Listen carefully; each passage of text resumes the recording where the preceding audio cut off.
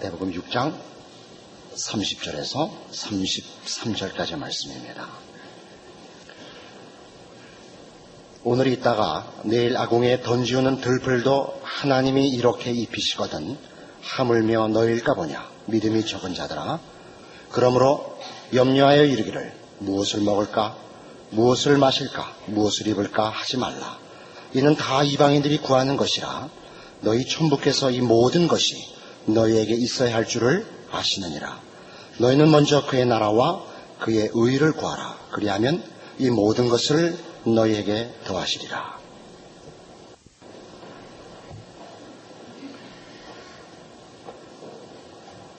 오늘 30절에 등장하는 믿음이 적은 자는 그 뒤에 있는 말씀과 연결해 볼 때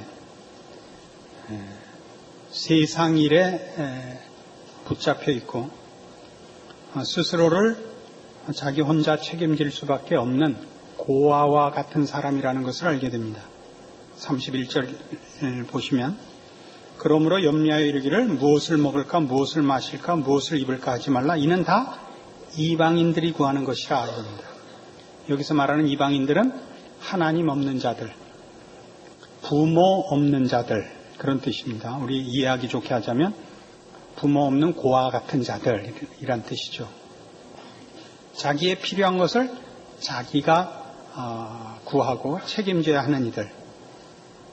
이 이방인들과 비교할 때 이는 다 이방인들이 구하는 것이라 너희 천부께서 이 모든 것이 너희에게 있어야 할 줄을 아시느니라 라고 비교하여 우리 믿는 성도들이 가지는 정당한 믿음의 근거, 토대는 하늘에 계신 우리 아버지가 우리를 편드시고 온천하 만물의 주인으로서 우리를 지키고 계신다는 사실에 기초하고 있다는 것을 알게 됩니다. 이 적은 믿음이라는 것은 결국 우리가 우리의 자녀들을 기르면서 늘 경험하는 것처럼 부모가 있는 자녀가 부모에게 기대해야 할 것과 자기가 책임져야 할 것을 구별 못하는 그런 모습을 상기시킵니다. 여러분의 자녀들이 먹는 것, 입는 것에 걱정을 하면 그거 안 되죠. 그들이 해야 할 건 공부 잘하는 겁니다. 먹는 것과 입는 것은 부모가 책임지죠. 그런 가장 상식적인 분별을 여기 요구하고 있습니다. 그런데 이게 왜 믿는 사람들의 신앙생활 속에서도 동일한 실수와 실패와 어리석음으로 나타나는지 참 불가사의한 일 중에 하나인데, 가장 큰 이유는 우리가 선천적으로 죄인이고 선천적으로 하나님을 외면하는 본성을 가지고 있기 때문에 그렇습니다. 로마서 5장에 가시면 1절 이하에 이런 말씀이 나옵니다. 로마서 5장 1절 이하입니다.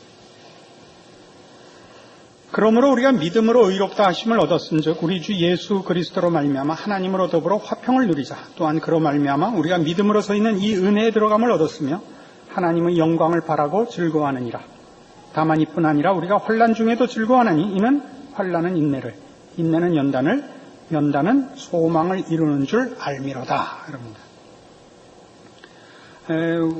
환난을 기뻐하라 하는 것은 우리에게 일어나는 어떤 일도 하나님의 허락 없이는 일어나는 일이 없고, 또 하나님이 우리에게 일어나도록 허락하신 일이라면 그것은 우리의 유익을 위한 것이라 라는 강한 믿음이 이 표현 속에 내포되어 있는 것을 봅니다. 환난이 일어나는 것을 세상적 차원에서는 기뻐할 수가 없죠. 우리는 세상 사는 방법 중에 하나가 어떻게 하든지 고통을 면하고 형통한 길로 가는 것을 원할 뿐입니다. 그래서 우리 모두가 사실은 예수를 믿는다고 하면서도 죽고 난 다음에 천국 가는 문제만 하나님과 거래를 해놓고 실제로 나머지 모든 인생살이 또는 삶의 영역에서는 하나님을 초청하는 일이 없는 것이 아닌가, 이런 생각을 아니할 수가 없습니다. 하나님이 우리의 인생과 우리의 삶에 전혀 영향권을, 발언권을 가지지 못한 것, 그것이 말하자면 적은 믿음이겠죠. 여기서 말하는 환난 중에도 즐거워한다, 이게 무슨 뜻이냐면요, 우리가 살면서 배우는 대로 하나님을 섬기고 하나님의 자녀로 부름을 받은 자가 영적인 각성을 가지게 되는 전기들은 대부분 세상에서 재미있게 살다가 정신 차리는 일이 생겨났을 때뿐입니다. 세상에서 사는데 형통하면 거룩하고 영적인 일에 우리는 생각을 하지 않습니다. 우리 아이들이 마땅히 해야 할 공부를 안 하고 나가 놀다가 그나마 집에 돌아오는 이유가 뭡니까? 계속 재미있고 계속 해가 떠 있으면 집에 돌아오겠습니까? 배고프고 해가 져서 정신 차리고 집에 돌아오는 겁니다. 맞아 죽을 각오를 하고 돌아오죠. 먹어야 되니까. 만일 해가 계속 떠 있고 계속 배가 안 고프면 집에 돌아와서 학교 갈 준비를 하는 애들은 아마 없을 겁니다. 우리도 그래요. 우리의 인생살이에서 우리가 좌절을 만나지 않고서 예수 믿고 건강한 신앙의 증진을 경험한 사람은 없을 겁니다. 우린 다 욕심을 따라가고 쉬운 길로 가고 하나님 잊고 살고 있다가 환난을 당해서 비로소 돌아오는 것 아닐까요? 우리는 마치 자기가 정신을 차리고 스스로 결정을 한 것 같이 생각하지만 우리 인생 속에 좌절이 있었다는 것은 우리에게 얼마나 큰 복인지 모릅니다. 믿지 않는 자들은 저들이 당하는 좌절을 하나의 계기로 삼을 선택할 또 다른 가능성 있는 내용이 없습니다. 그래서 세상 사람들은 힘을 다하여 세상에서의 싸움밖에 할 수가 없습니다마는 우리 믿는 자들은 우리가 세상에서 시간 가는 줄 모르고 영적인 잠을 자고 있다가 하나님의 간섭으로 말하자면 환난을 당하여 돌아오는 것일 겁니다. 이런 일들은 히브리서 12장에 가면 좀 더 분명하게 묘사되어 있습니다. 신약성경 367페이지 히브리서 12장 4절 이하의 말씀을 봅시다.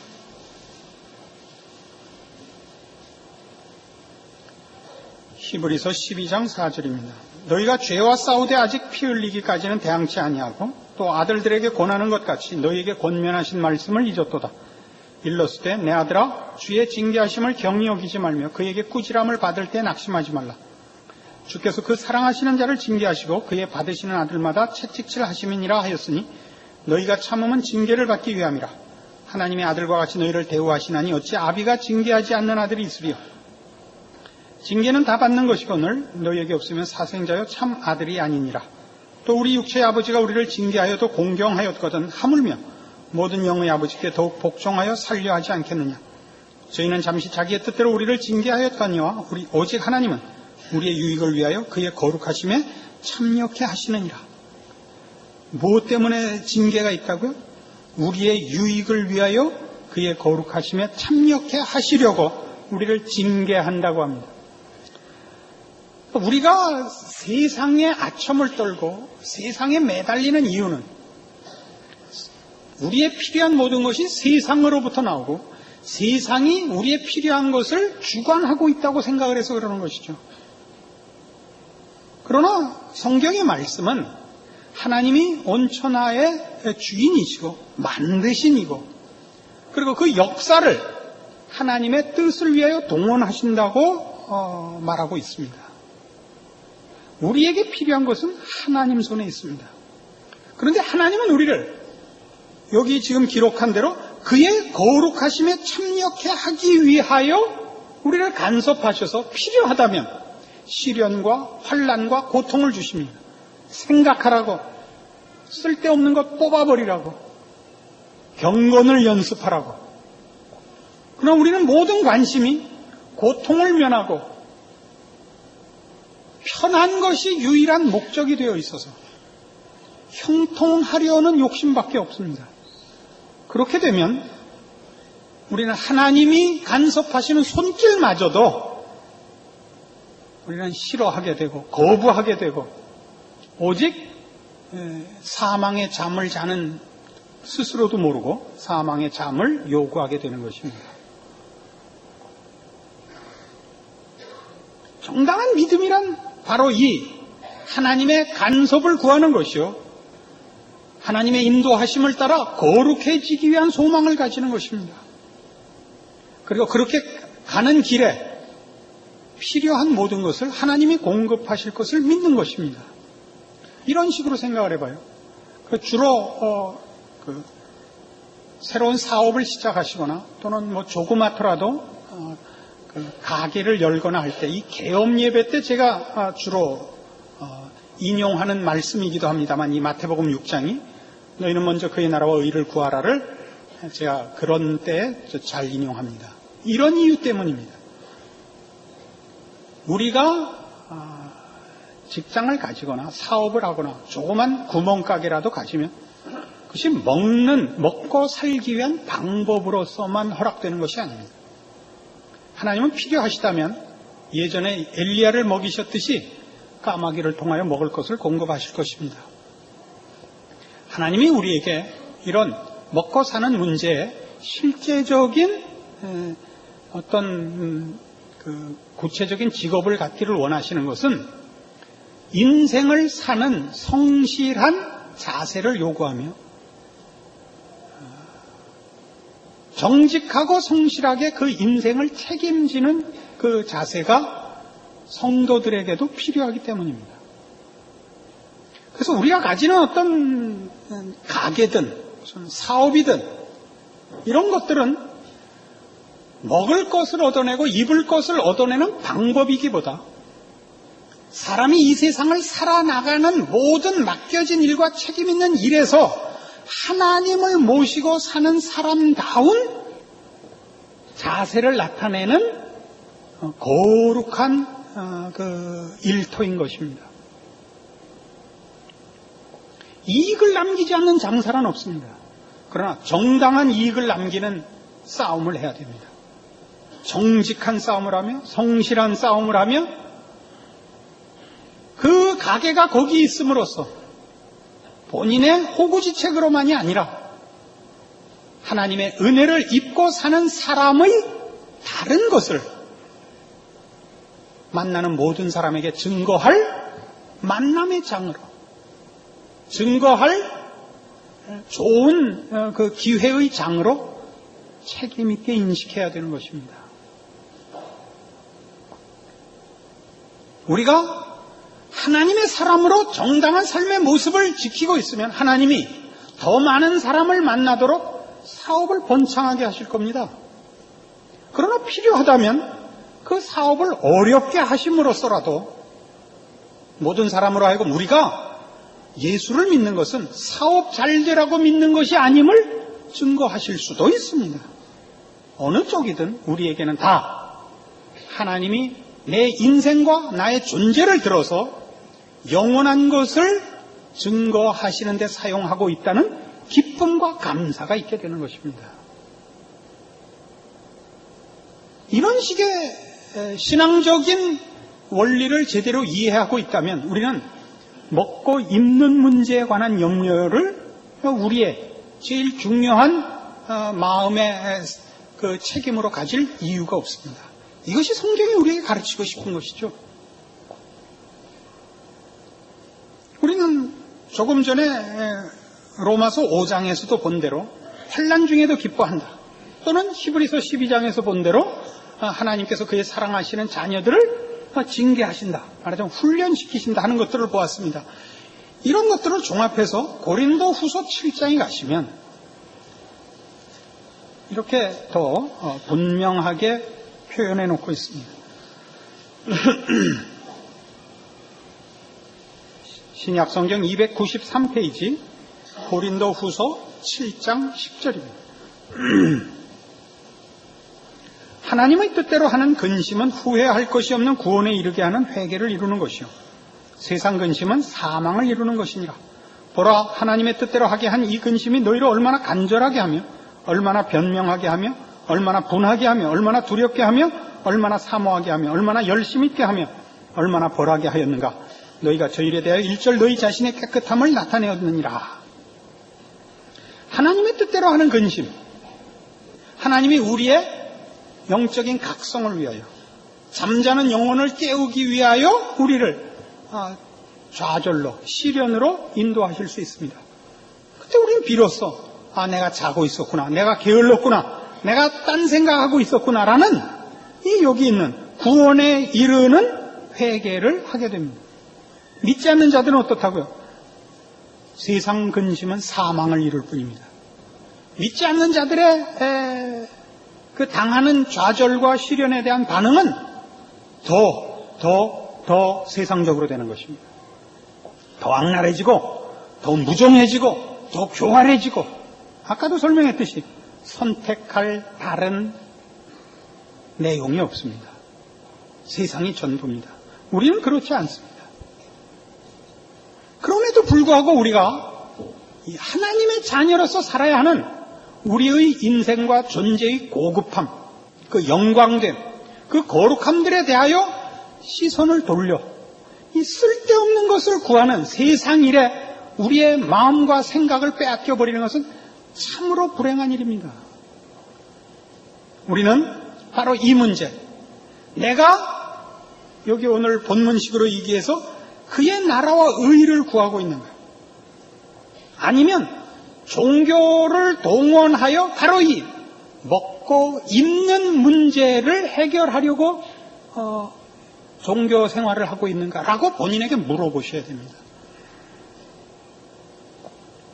우리 신앙이 모두 이런 먹고 입는 것, 세상에서 나의 지위를 확보하는 것이어서는 우리는 참 신앙인이라고 얘기할 수 없습니다. 오늘 본 본문 서두에 있는 대로 오늘 있다가 내일 아궁이에 던지우는 들풀도 하나님이 이렇게 입히시거든 하물며 너희일까 보냐 믿음이 적은 자들아. 참 음미할 만한 내용 아닙니까? 현관에 이런 거 써 붙여놓으세요. 여러분이 원하는 것을 이루기 위한 주문 같은 성경 구절들을 만들어내지 마시고 생각하게 하는 것. 정말 내가 해야 될 것이 무엇이냐? 그리고 내가 걱정할 필요가 없는 것이 무엇이냐? 이런 것들에 대한 분별이 있어야죠. 이 그의 나라와 의를 먼저 구하라는, 이 구한다 하는 뜻은 그것을 위해 산다. 그것을 소원과 기쁨으로 삼는다. 그런 뜻입니다. 하나님의 나라와 하나님의 의를 소원으로 삼는 것입니다. 그러니까 우리가 걱정해야 되는 것은 하나님과 나와의 관계의 정상화며 하나님이 나에게 의도하시고 나에게 소원하시는 그 길에 제대로 서 있는가를 확인하는 것이 언제나 우선입니다. 잘 사느냐 못 사느냐, 지위가 있느냐 없느냐는 그건 하나님이 그렇게 쓰시느냐 안 쓰시느냐는 하나님의 그 결정이지 그것이 꼭 복이냐 아니냐라는 것은 신앙상으로는 없습니다. 하나님은 누구를 높여 쓰시기도 하고 누구를 낮춰 쓰시기도 합니다. 우린 이런 정당한 하나님의 사람으로의 그 신앙의 내용을 이렇게 제대로 이해하지 못하기 때문에 종교가 전부 어디로 가느냐 하면 현실적인 내 욕심을 이루어주는 주술 행위에 불과해집니다.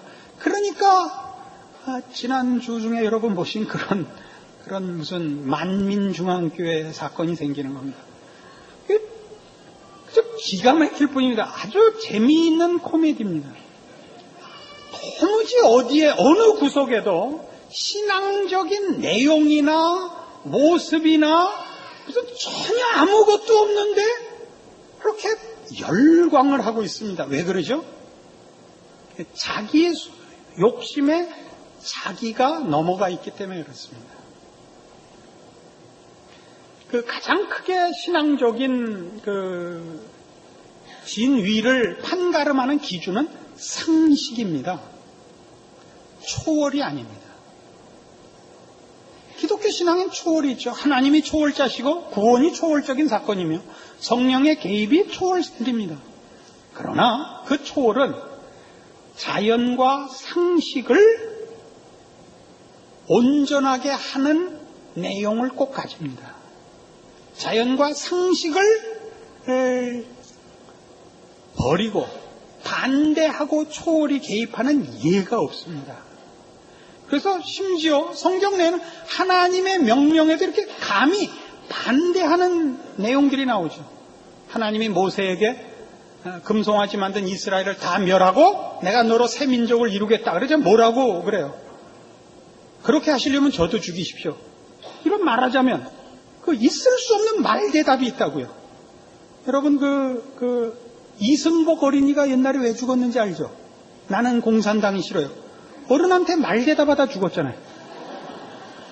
응? 세상에서도 그 애들이 어른한테 감히 말대답을 못하는 법인데 감히 초월자이신 하나님 앞에 인간이 피조물인 인간이 말대답하는 일이 성경엔 허락되고 있다고요. 우리 성경 기도만 해도 얼마나 많이 따져요. 하나님 이럴 수가 있어요. 이런 게 있어요. 그러나 이 잘못된 신앙의 세계에 가면 그게 없어요. 초월이라는 이름으로 그냥 내리 누르고 맹정과 굴복을 요구할 뿐입니다. 뭐 이게 만민중앙교회 성토대회 하려고 지금 이 얘기를 하는 게 아닙니다. 그런 일이 왜 일어나느냐? 우리가 그거를 좋아해요. 신앙의 내용을 알고 싶어 하지 않아요. 하나님을 알고 싶어 하지도 않아요. 내 소원이 이루어지기만을 바라요. 누구래도 좋죠.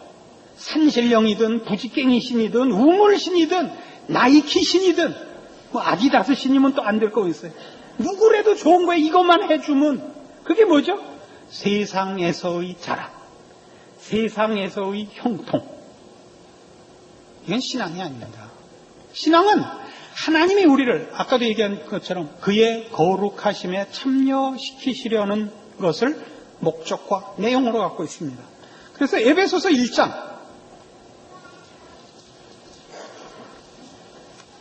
1장 신약성경 310페이지 에베소서 1장 17절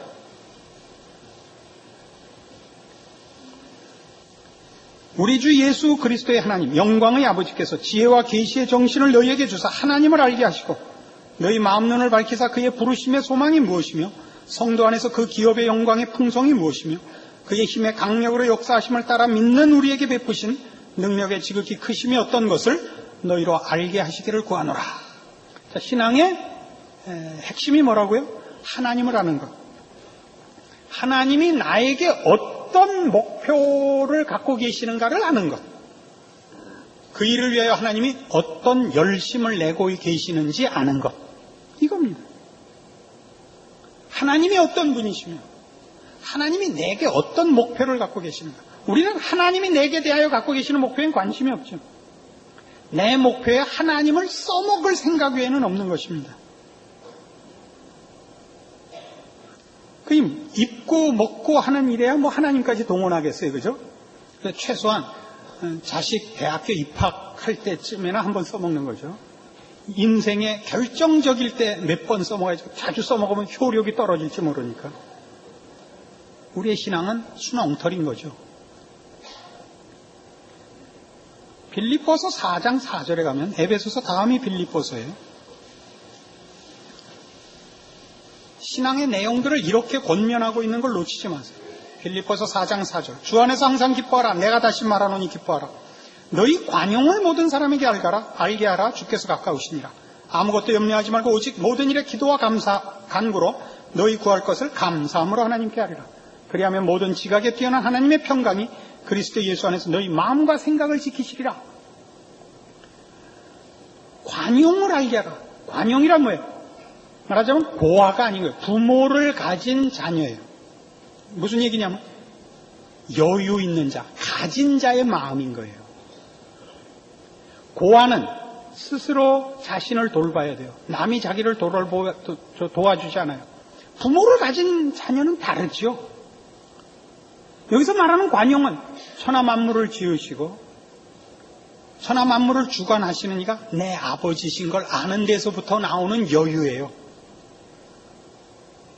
그래서 우리의 관용은 하나님을 섬기고 있다는 데서부터 나오는 여유요 자신입니다. 그래서 걱정할 것이 없습니다. 아버지께 구하면 나에게 필요한 것이 다 그로부터 옵니다.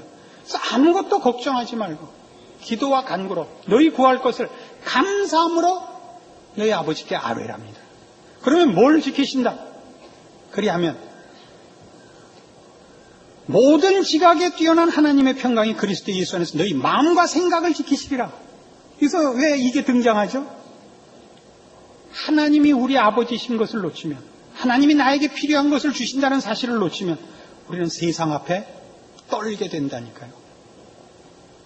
우리의 마음과 생각이 세상의 유혹과 시험과 위협 앞에 두려움을 가지게 된다고요.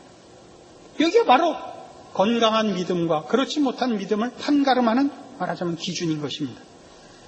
그래서 어디로 가요? 정말로 형제들아 무엇에든지 참되며 무엇에든지 경건하며 무엇에든지 옳으며 무엇에든지 정결하며 무엇에든지 사랑할 만하며 무엇에든지 칭찬할 만하며 무슨 덕이 있든지 무슨 기림이 있든지 이것들을 생각하라. 뭘 생각하라? 관용해야 한다는 걸 생각하라. 하나님이 너희 아버지이신 것을 기억하라. 그리하여 소유의 싸움을 하지 마라. 경쟁의 싸움을 하지 마라. 무슨 일을 하든지 무슨 일이든지 무엇이든지 경건하며 옳으며 정결하며 사랑해라. 뺏고 빼앗기는 싸움을 하지 마라. 상대방을 누르고 네가 그 위에 군림해야 되는 경쟁을 하지 마라 이거예요. 하나님으로부터 모든 것을 공급받으며 하나님을 보호자로 섬기는 자의, 보호자로 모시고 있는 자의 여유를 가져라. 그 자랑을 가져라. 그 나눔을 가져라. 이것이 오늘 성경이 우리에게 가르쳐주는, 그리고 우리에게 자신을 돌아보게 하는 신앙의 내용이요, 스스로를 평가해 봐야 할 하나의 기준입니다. 예수 믿는 자랑과 보상이 어디 있느냐? 여기에 있습니다. 예수 믿는 자에게는 두려울 것이 없습니다. 예수 믿는 자에게는 비극이 없습니다. 어려운 일은 있죠. 시련과 환란이 있습니다. 그러나 그것은 다 로마서 8장 28절에 기록된 대로 모든 것이 합력하여 선을 이루는 일에 불과합니다. 우리에게 일어나는 어떤 일도 우리를 유익해 하며 우리를 완성시키며 우리를 영광스럽게 만들기 위한 하나님의 사랑의 간섭인 줄 우리는 믿습니다. 바로 이런 신앙의 내용이 여러분으로 하여금 여러분 인생과 세상에서의 여러분의 위치를 하나님의 사람으로 분명케 하기를 원합니다. 기도하십시다. 하나님 아버지 은혜를 감사합니다. 하나님의 자녀가 갖는 복과 자랑과 그 힘이 무엇인지 분명케 하사 이제 세상에 나가거든 세상을 두려워하거나 세상에 아첨 떨 일이 아니요 세상을 꿰뚫어 저 흑암한 또 무지한 더럽고 사망과 죄로 얼룩져 있는 세상 가운데 빛으로 거룩으로 생명으로 영생으로 증거하고 자랑하고 나누는 하나님의 백성 노릇을 하게 하여 주시옵소서. 예수님 이름으로 기도합니다. 아멘.